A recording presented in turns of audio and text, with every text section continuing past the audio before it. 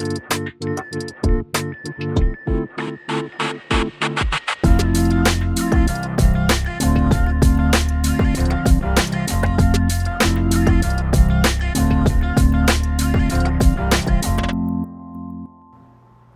is Choose the Bear, where we dive deep into the power and joy of living a vibrant, independent life on your own terms. This podcast is your go-to source for smart, fun, and insightful conversations about what it means to embrace independence and live the life you choose. I'm Kat Calvin, and together we'll explore how this movement is challenging outdated stereotypes, redefining success, and empowering people to live their best independent lives. Hello, everyone. So today we are talking to the wonderful Nicole Louie about her really beautiful book, Others Like Me, which is this wonderful, really it's a story. It's a story about all kinds of different women who are living child-free all over the world in all sorts of different circumstances. And it weaves Nicole's story throughout. It's a book that I think is important because it shows how many different perspectives there are in this whole journey. And she really goes out of her way to find a diverse set of voices in a way that most don't. So I really love the book. I love talking to her. I can't wait to hang out with her in Dublin or wherever else because she's just a really cool person with a really interesting story. And I think you'll like it. And of course, the link to the book is in the show notes, so you can order it and enjoy it for yourself. So here we go.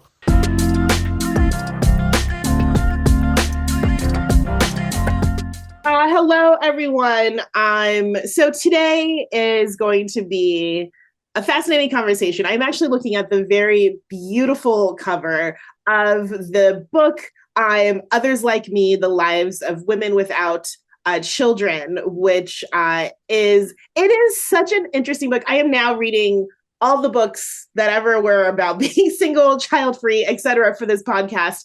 And the thing that I really liked about this book, and obviously we're going to talk a lot about it, but my initial reaction was it is just these really in-depth, emotional stories from women literally all over the world that just, I think, gives people, the thing that I keep hearing when I'm interviewing people is how many women didn't see other women who didn't have children and didn't see that as an option. And here's a whole book. So no matter who you are, you can find someone who you relate to in this book. And the person that I related to the most in this book was the wonderful, brilliant author, Nicole Louie, who happens to be with us today. So hello, Nicole. How are you?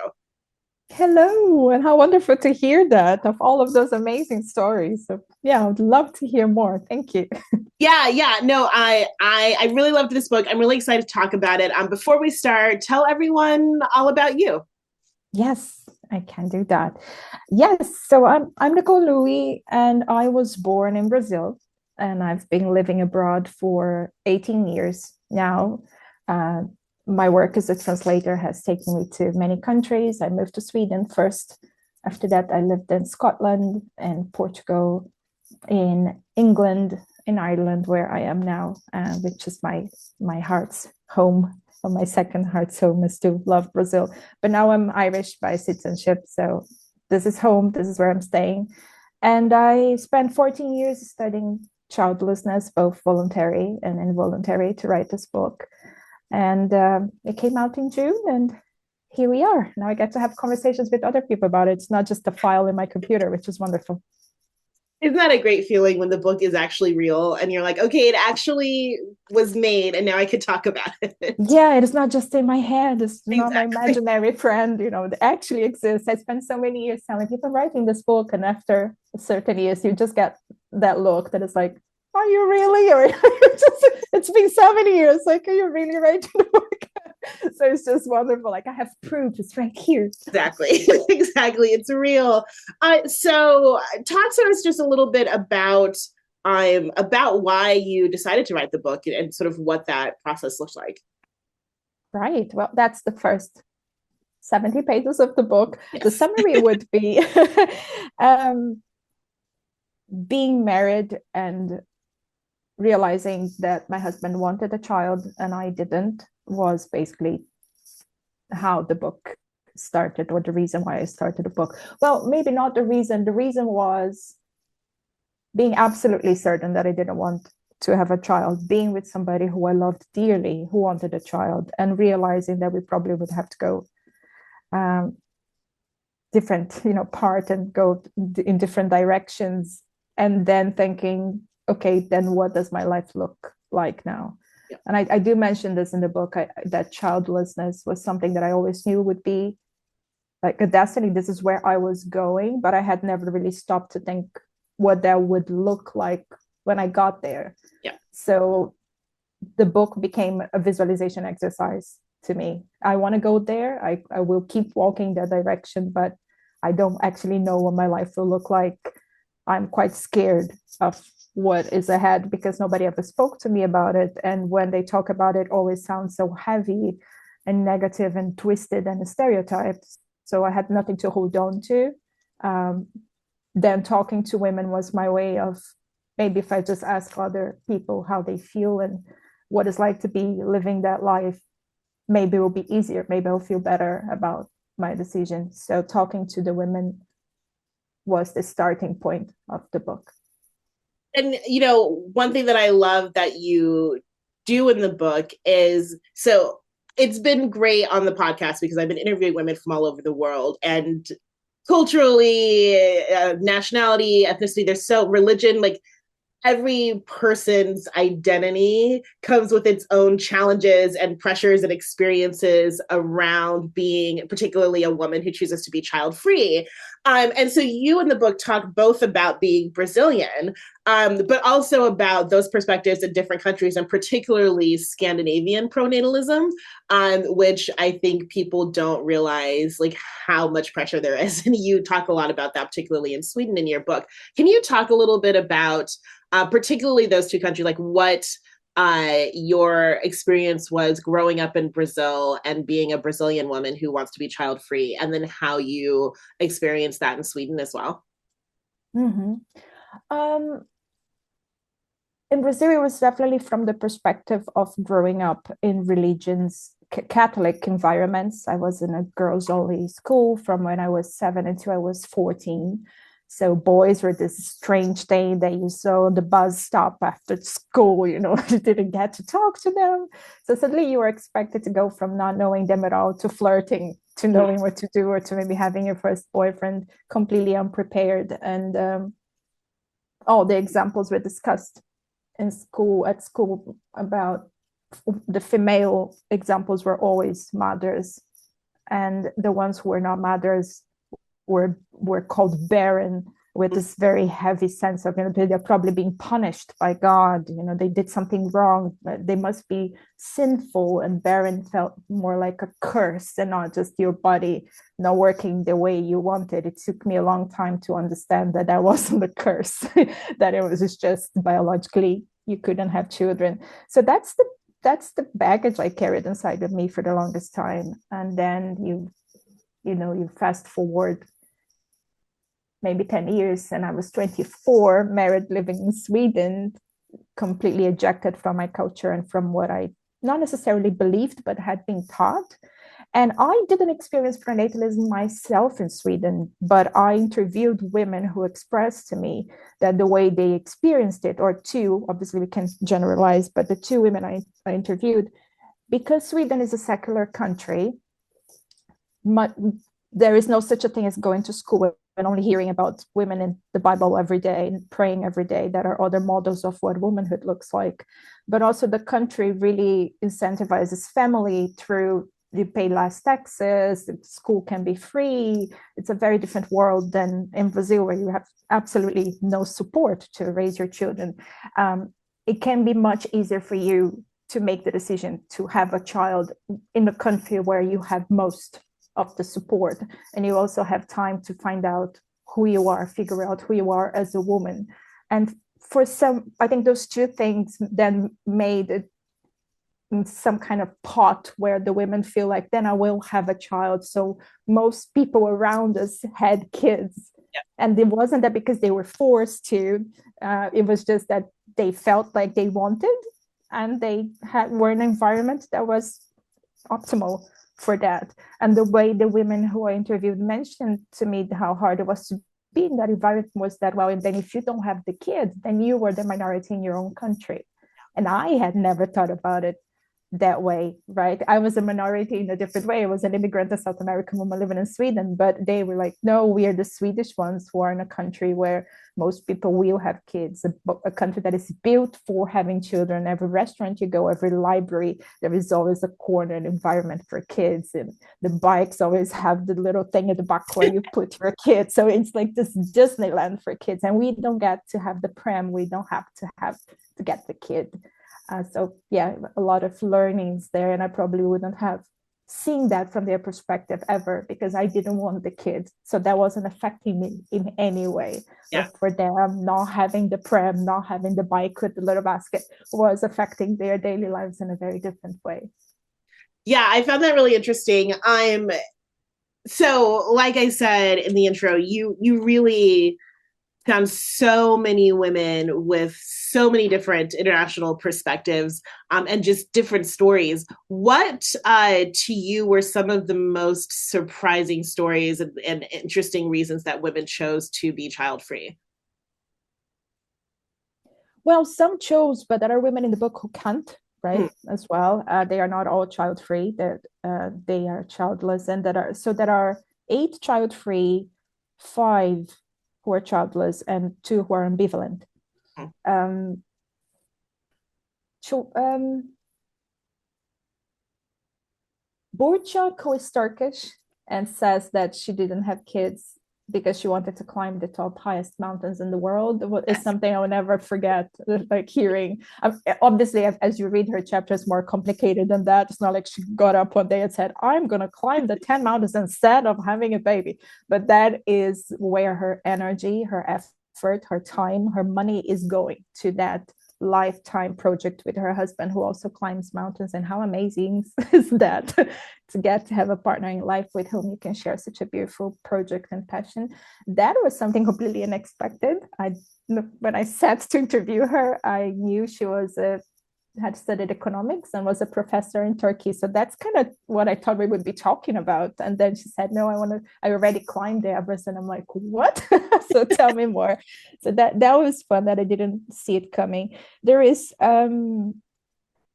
Janka, who is Hungarian, who says that she's a software engineer and she wants to build a mathematical model to help us understand economics, because she really thinks that if we all understood our financial lives more, and how to invest money, how to save money, how to not just make every penny we have just by working and spending it, but really understanding how economy works. That's her contribution. And I thought that was another moment that was really, nothing prepared me for those kind of answers. And then there is Elena, who has multiple sclerosis, and who ends her interview by saying how she would like to create a wellness center to help support patients of multiple sclerosis. Yeah. So it's in every direction, and it's just when you think, what is it that I'm passionate about? Where are my skills, and how can I turn them around away from myself and make it scalable? There are quite a few stories like that. Not everybody in the book is a genius, is climbs mountains and wants to create wellness centers. I don't want to give this impression, but those were the ones that I was more surprised by, because I thought they were just magnificent answers, and answers around community and making the world better. And I really identify with that. Well, and I think that one of the common threads that I saw through most of these stories was the thing that you often see, which is when you're child free, you have time to climb all the mountains or build new economic models, right? Or engage in your hobbies, even if it's bike riding or whatever, right? Like that the women have time to engage, and they're all very clearly thoughtful, and they're all really outward thinking. Like these all seem like women who's like, I would love to be friends with these women. They all care about their community, they care about their family, they care about their friends. You know, weren't any sort of like old crones living in a cave, you know, No. children to bake them in ovens. They are all women who seem to be really active and engaged. And one of the things I liked about the way you wrote the book is that you talked about how you met them. And so often it was, these are women who you're out being social with, you've made friends with, or you've moved and you've been introduced to them, or this and that. But like, you know, you didn't put out a call on the on Reddit and like get a bunch of international or of anonymous sort of comments. These are women who you were having an active life and they're having active lives and the people in between, and you all connected. And I thought that that was in itself such a beautiful example of, you know, sort of the fact that women are the opposite, or child-free women are often the opposite of what the stereotype is, and are actually really, really engaged and community-minded and social, in a way that you don't often hear. Did you find any other sort of common threads, or you can expound more on that, when you were sort of looking at the completed work and all of the women you talked to and realizing like, oh, there are things that all or most seem to have in common? Not really. Hmm? No. And to me, that is actually really exciting because I didn't want to keep just finding commonality in the group. You know, I didn't think, I think the beauty of the book is showing that we are all very, very different. We feel differently about not having kids. Some people are completely comfortable with it, always knew, had never had a bad day, are carrying the child-free flag and they're living their best days. Others are like, no, I don't even consider myself child-free. I don't like that word. And I chose it, but I have bad days, or I wake up some days and I'm ambivalent. And then there are the women who absolutely would want to have a kid, did everything they could and couldn't get a child, both biologically or through adoption.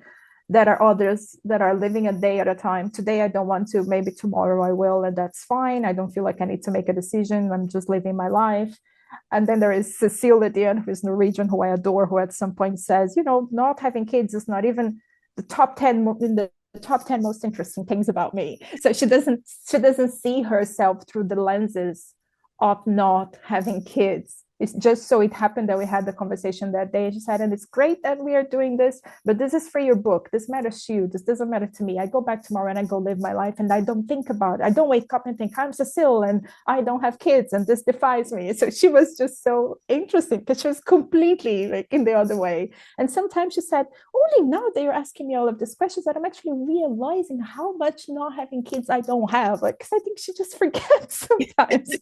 Was there other women who are absolutely living day by day, knowing that they didn't have kids and either thriving because of it or feeling really sad and carrying a lot of grief still. So the spectrum is huge. The reasons why they don't have kids are completely different, each and every one of them.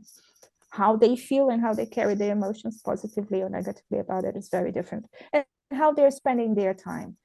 Some of the women are doing things that are more like Nanette. She is, when I interviewed her, she was in her late 60s. She's British and she's a nurse, always wanted to be a nurse, never found a guy that she thought was good enough for her, didn't lower her bar, didn't get married. It wasn't because she didn't want to get married. It's just she thought, never really found a good guy. So why get married? Here I am living my life. I go take care of the elderly. So she's already an elderly herself, but she's taking care of other elderly. I'm working part-time. I come home, I take care of my cats, I watch Netflix, I travel twice a year with my best friend, you know, and we have sex with this thing where we don't really date, but we are kind of casually. And it's just so cool to hear an older woman also talking about her sex life like that without the whole weight of being married. And she has her pets and she's not thinking about creating a mathematical model or climbing mountains. She's just fine with her life the way it is. And that too is, to me, very cool. I didn't want to have a sample of women where everybody's an overachiever. Everybody wants to save the world. Everybody feels like they have to compensate for not having kids somehow. So those differences were also important to me. Or the Thai woman Sharon who sells gold in her jewelry shop with her mom and still lives with her parents and very clearly says, I don't really know how to I don't like children. I don't know how to interact with them. I put my headphones when my nieces come in. I don't really talk to them. She's not scared. She's not embarrassed. She's just saying, yeah, I don't like children, and that's fine, and I'm okay with it. And so yeah, those are very different. The spectrum was really huge, and I loved going through it with them, because otherwise I would have stopped learning very quickly. Maybe after the third or fourth interview, oh, they all feel the same. They're all coming from the same places. And that the cool thing was to go through 7 years of interview and never know where each one of the interviews was going to take me. That was the cool part. Yeah, well, and it definitely came through. And so for no folks who haven't read the book yet, the through line of this book is your story. And really, you started in Brazil meeting your first husband online, and then take it all the way through to, I suppose, the second the book was done being written. And I found it really fascinating watching your arc and your changes and how you grew. And, when you went back to Brazil and they came back and decided to get married and all of that. Can you talk a little bit about how did you change and what did you learn about yourself while you were going through this process of interviewing these women? Yeah. Wow, so much. Um, Somebody reviewed my book recently, and I think she used the words self-excavating memoir. And I thought I really felt I really felt that in my heart when I read it. Said, oh, she really got it. And I don't know that I would have used the word, but now that I know that it's there, I thought that's kind of how it felt constantly, that feeling of you're digging your own hole, because obviously it's really hard to go through all of that and to share this publicly and to write about people who you love very much, from an ex-partner who I still love dearly, respect, and wish nothing but the best, but also my partners before him, after him, my mom, my grandmother. And I was terrified every step of the way that I was doing it wrong, and that I was not doing them justice. So I had to spend a lot of time on the page, but also outside of the page, trying to understand how much of what I was putting was actually necessary to tell my story and how much wasn't. So that part, I think, was one of the heaviest parts. In terms of what I learned, to be honest, I don't have a single one in my life who I met in my family who has time for themselves. Mm-hmm. And having time often felt like a burden, but also a big privilege. I'm like, I actually have time to sit here and read books about women in history who didn't have kids. I have time to go visit my favorite authors' homes when their homes are open. And I get to do this, like I get to do all of those things. There was a lot of guilt in the beginning because I come from a family where my grandmother still gets up to give my grandfather his cup of coffee. So she has no time for herself. She's on his clock. If he's taking a nap, maybe she gets to do something that she wants, but she's on his clock. So I don't know if it was so much how much I changed. I think it was more how much I allowed myself to do, and giving myself permission to live a different life was what I've been doing for the past 14 years, including living relationships where I couldn't see myself anymore, living countries where I felt like, yeah, no, Brexit, I'm not staying here. That's not where I'm going to live. This job, yeah, it pays really well. Probably will never get that kind of money again, and never did. But I need more time to write. I need more time to read. So, okay, I'm out of this company. These were all choices that my mom and my grandmother never got to make because they couldn't. So I completely understand the position I'm in, which is a position of privilege, but it's also privilege built on their own backs, their own sacrifices, but after a while, my own sacrifices, because I left my country, I left my life, I built my life from scratch. So it was less about changing and more about leaving behind their baggage and allowing myself to live the life that I wanted. And my book was what really gave me that. It was my ticket to that life. That's incredible. There was a part of your book that had my blood absolutely boiling. and I was so screaming and angry. And it was when you were at the doctor, because as a fellow woman with PCOS who has also wanted to murder many medical professionals, I was raging, and I was reading it right before bed, and I was like, I just want to get out all the doctors for her. I'm still angry about it. I'm sorry. Well, I'm sorry that you felt, not that you felt it this way. I'm sorry that somebody has made you feel this way so that you could relate to that scene. Well, look, being a woman who has had to see a doctor, we've all been angry, and it made me so angry. So, can you talk, just for those who haven't read the book yet, a little bit about that situation? But also, I think it points to, and obviously, as most of your stories, just the bigger picture of, I think most women who read your book are going to feel real rage, both for how you were treated, but also for that memory of how we were treated in the hospital. Yeah. And the fact, sorry, you the guys. part that when I knew, oh, this story is going downhill fast, is when you were in pain and you went to the emergency room, and the nurse or whoever it was asked you twice if you could be pregnant, and then looked for confirmation to your husband. Yes, and my partner. Yeah. And literally, I just went from there. I was just screaming the whole time. Yes. So, oh gosh, I get a lot of reactions about that scene. Somebody wrote to me on Instagram 2 days ago, loving the book, but my blood is boiling. I get to the part where you are sick and I'm screaming. She said to me. And I was like, oh, I just said, I have endometriosis, so I know what it's like to have your pain dismissed like that. For the folks who haven't read the book, I woke up one day with a very stabby pain. In the beginning, I thought it was maybe period cramps, which I had my whole life.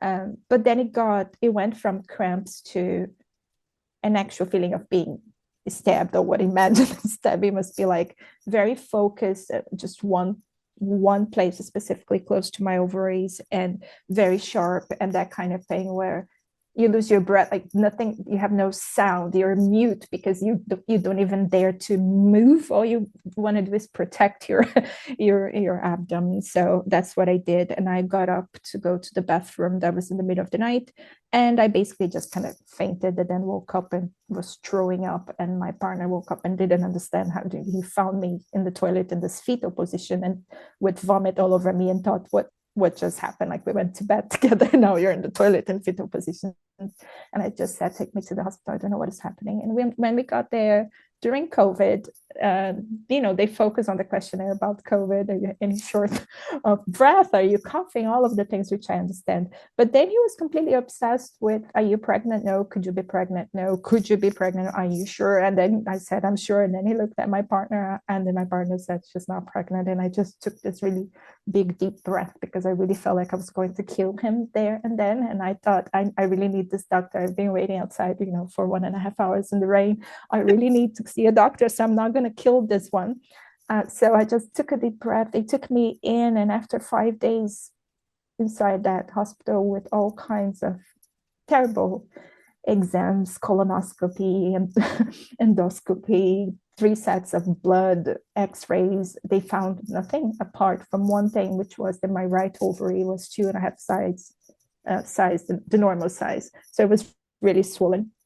But when the gynecologist comes to tell me what is happening, or what he thinks is happening, he said it could be PCOS, but you are older to have PCOS. This normally comes much earlier, and I was close to 40. And then he basically, I said, but the X-ray explains why it's hurting, right? Because you're going to have the size that it should be. And then he told me the ovaries don't hurt. Oh my God, and I through the book.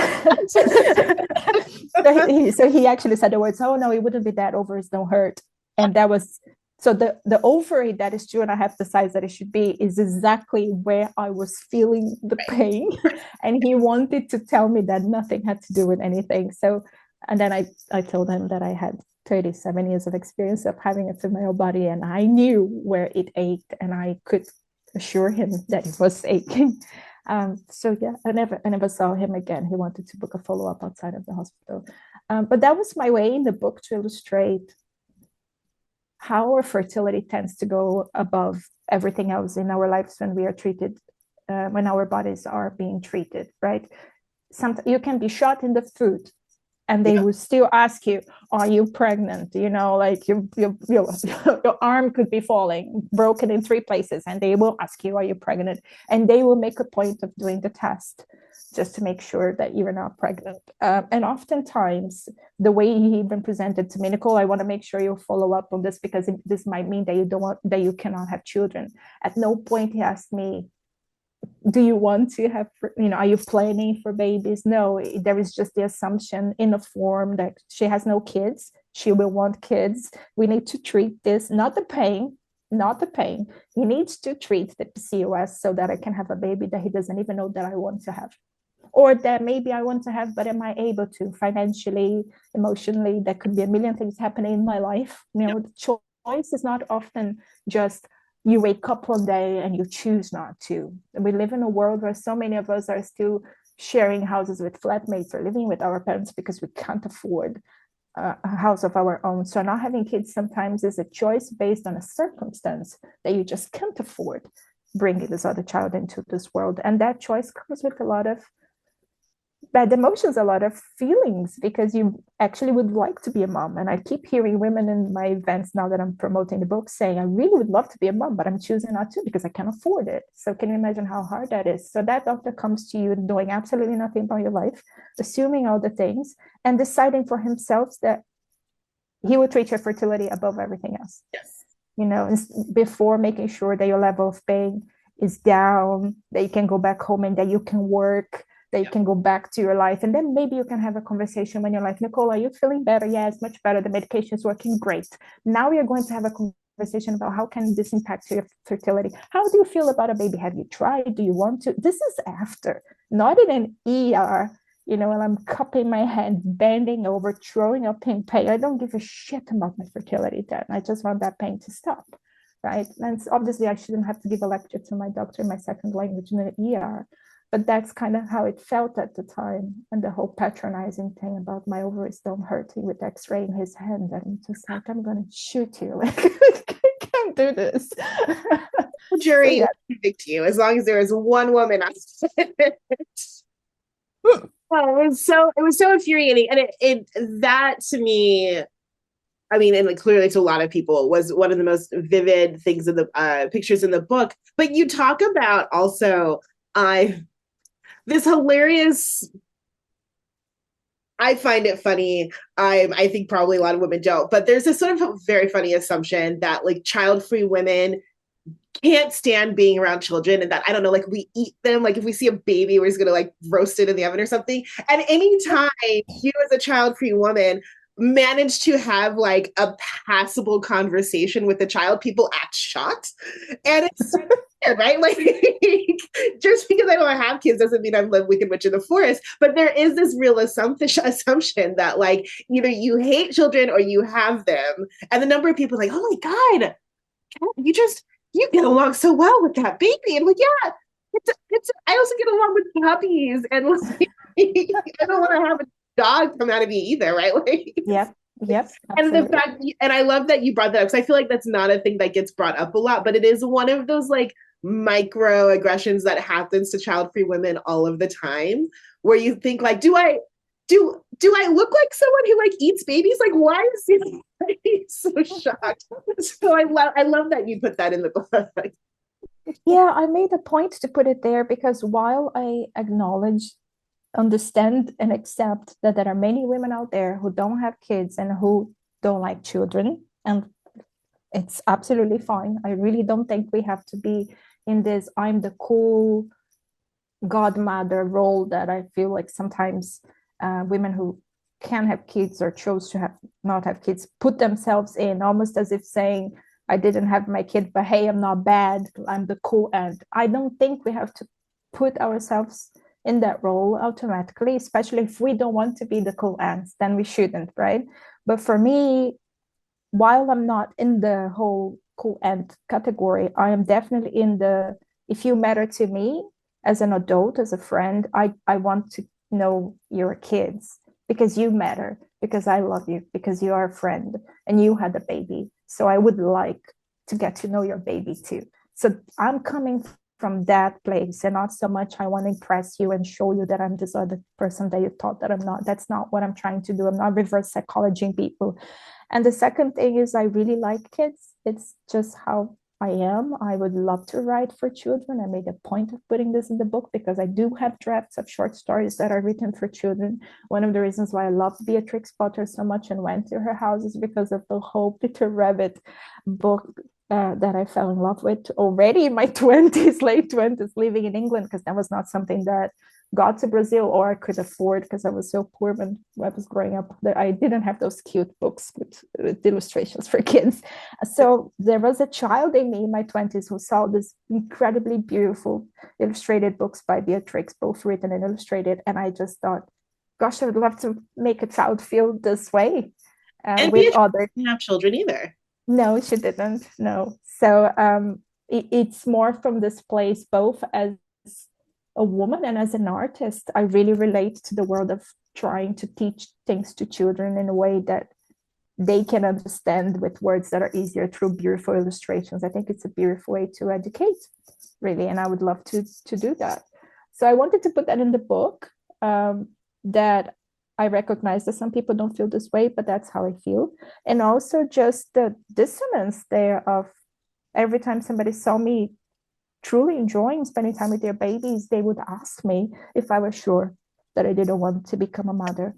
When is then the association always is that, are you really sure because you're enjoying this moment? And I'm like, I'm enjoying this moment, but not a lifetime of having a child. And those things are not the same thing. You know, I'll spend 2-3 hours playing in the mud with your kid gladly, and then I will go home, take a shower, and spend the rest of the evening reading. I don't have it shouting in my ear. So those are very different things. And sometimes I felt like we keep being boxed, right? It's one thing or the other. It's either childless or child-free. It's either mom or non-mom, or you hate the kids or you love the kids. And there are so many things in between.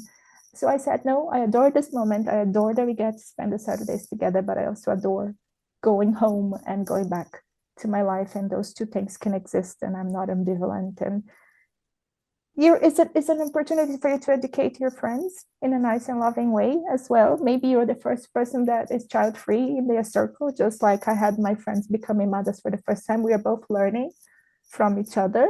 And it comes from the stereotypes. They too are exposed to the stereotypes, not just you and I. If we don't have kids, the stereotypes are applied to us, but people are also consuming them. And I think, okay, now Nicole, my best friend, is going to be the child-free woman. Oh, maybe she ABCD. And you're going, no, I'm not ABCD. I'm actually here doing these other things. So for quite a lot of my friends, they too are learning about me as we go through this journey of having toddlers all around us. Because all of my friends have anything between 2 and 6 now. Each and every one of them is kind of that age group. Everybody had the baby during the pandemic, basically. Every single one of them. It was a crazy thing, the craziest thing in the world, really, that happened. So yeah, we are all surrounded by toddlers now. Yeah, that post-COVID baby boom really took me by surprise. So I want to close out. One of the things that I was very fortunate is that I grew up from birth really with just tons of examples of child-free and unmarried women all over. And so it's always seemed very normal to me. And so one of the things, I mean, that's one of the reasons that I love your book and why I have this podcast. But you talk in the book about the remarkable Iris Murdoch, and I know that you read a lot of books about child-free women in history. I mean, you talk about Beatrix Potter and other women who have written children's books who didn't have children, etc. So for any listeners who want to read about women who have been throughout history who don't have children, can you just list a couple of your favorites or favorite books that you've written or that you've read? Yeah, I can. So I would definitely recommend the book that is an inspiration for my book in many ways, the memoir part, which is Paradise Piece by Molly Peacock. I dedicate the book to Molly. She's an American-Canadian author, poet, and biographer. Her book came out, I think, in 1998. She was turning 50, and that was when it was absolutely clear when her fertility years were over. And she thought, oh, now I get to live this life without having kids and dedicating myself to my writing. And it was the first time that I got to read about women well beyond my age, already living the life that I was going towards to. So that thing that I said in the beginning when you asked me what made you write the book was, well, I couldn't visualize it. Well, Molly was my first very concrete visualization on the page. So Paradise Piece by Piece will really give you that. Another one that I quite like is The Baby Matrix by Laura Carroll, but it's more sociological and is heavy on social commentary. It's maybe just breaking down pronatalism a bit more in a way that we are not often exposed to. What made us want to have kids or feel conflicted when we don't want to have kids, or be treated in a certain way when we are not conflicted about not having kids, but can't quite understand why somebody else cares so much about our own wombs. It's like, I don't get the baby. Why are you upset? Why are you creating legislation for my body? Why are you angry? Why are you thinking I'm this, all of these things? Laura does an amazing job at showing the system behind pronatalism. So if you want something a bit more technical and sociological, I would go there. And what would be a good third one? I think books of letters are always amazing. I have right here Anaïs' collections of, well, maybe her diaries. Anaïs has decades of diaries, and you get to see the day-to-day of an artist who doesn't have kids. What do you do with your time? Like, how do you spend your money and your energy? And, you know, what is she doing? She's quite an extreme case. You know, had many lovers and went to parties almost every day. So I don't think many of us will read it and go like, oh yeah, that's exactly what my life looks like. But that's exactly why it's cool. It's like Disneyland for adults. It's like, all right, so you get to do all of those things. So yeah, just taking us to different worlds. I think those books can really help us visualize different parts of what it's like not to have kids. Absolutely. And obviously, Others Like Me by Nicole Louie will also now be on everyone's list. Thank you for the years that you put into doing these interviews to write this book. This is definitely a labor of love, but it was so worth it. It's such an incredible project. It's a really beautiful book. And thank you for joining us on this podcast. Thank you very, very much for inviting me and for reading so attentively and for the work that you do. I appreciate it. Thanks for listening. Don't forget to subscribe, share, and of course, leave a review. Until next week, here's hoping you find joy in your solo life.